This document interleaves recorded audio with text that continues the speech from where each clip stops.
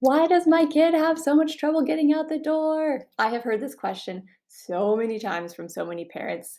I am a child therapist, as you probably know if you've watched some of my other videos. I'm a child therapist and parent support specialist, and am now providing consulting to parents within my online community. So I have a ton of access to parents constantly, and especially parents of kids who are identified as neurodivergent or highly sensitive. So this is a big thing. I think even if you have neurotypical kids, just leaving the house can be really tricky. And especially if you, as well, struggle with getting organized and getting your things together, that mad dash for the front door and the scramble for shoes and the fighting and the getting everybody from point A to point B can be super stressful for us.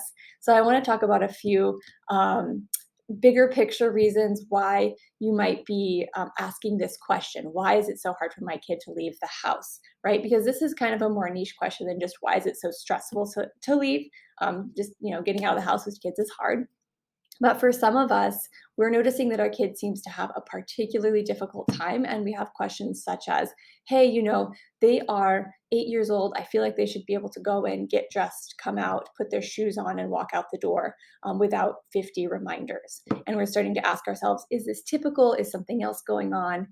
Is there executive function challenges or differences that I need to be aware of? So, this is what I'm really going to focus on today is when you feel like it's more intense than you expected and something else is going on for your kid. So here are a couple of reasons your child might have some struggles with getting themselves mobilized, getting things, getting clothes on, getting shoes on, and getting, whatever they need in order to get out of the house. Number one is motivation. Is there enough motivation to transition from the home, which is typically seen as a safe space for some highly sensitive kids, to transition from home to wherever they're going? For some of our kids who just have neurodevelopmental differences, there may be less dopamine in their system. There may be less motivation to do non-preferred tasks, or even if the next thing that you're leaving the house for is something that your kid likes. For a lot of kids, just not quite being able to visualize that next step can be really hard, and leaving the home can just feel very non-preferred, and so they're not motivated. They don't have that enough of that shift in their system to say, you know what, yes, I'm gonna go get all my stuff together and let's go.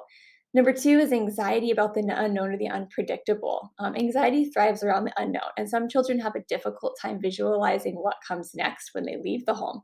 Even if they're going to ride in the car to a familiar location like school, it could be tough for their brain to use executive functions to kind of see themselves at the next location. And this can trigger anxiety and avoidance of getting ready. So you've probably been puzzled before where you're like, oh, I know that they really like this camp that they're going to, and once they get there they'll be great. Why is it so hard? For some kids, they just may need a visual reminder. So if you have a picture of them at the camp, or if you have a picture of um, the camp counselor that they really like, or a teacher, if they do, like that teacher, you can even show them like, here's where we're going next, and try to activate the visual system for them. That can really offset some of the anxiety. Another thing you can do, if this is the case, is just provide transitional sensory um, kind of input. So, for example, if you have them have a certain preferred snack once they get in the car, you can remind them, "Oh yeah, once we're in the car, we're going to have a bag of goldfish. It's waiting for you in the car." And just really try to cue, even with your words, the visual system to think about, "Ooh, what's this next thing I can look forward to help activate me and to help downregulate that anxiety." Number three, sensory issues can really be difficult for kids with getting ready. So, is your child sensitive to clothing, the seams on their socks, tags in their shirts? Do they hate certain pants? Shoes feel too tight or too loose? All of these things can be really tricky. Sensory issues are exacerbated by stress, but sometimes there's just an ongoing sensory sensitivity. If your child has, let's say, a sensory processing diagnosis, this can just make it feel really uncomfortable for them to want to get ready. Maybe they do want to leave the house, but the fact that kind of like getting the clothes on and the shoes just feels way too off-putting.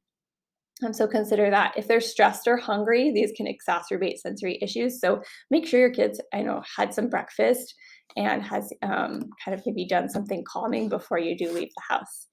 And then finally, this is kind of looped into all of them, but executive function challenges. So if your child struggles to hold in mind directions that you give them, or they easily lose their train of thought, or they can't follow more than one direction, it's going to make it really tough for them to get ready.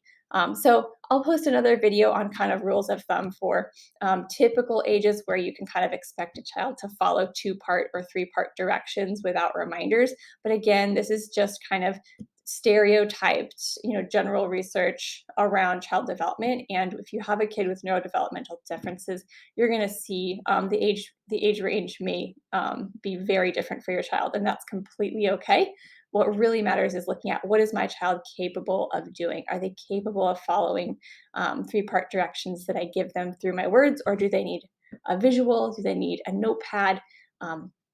What kinds of reminders do they need so that they can move through the steps that it takes to get out the door?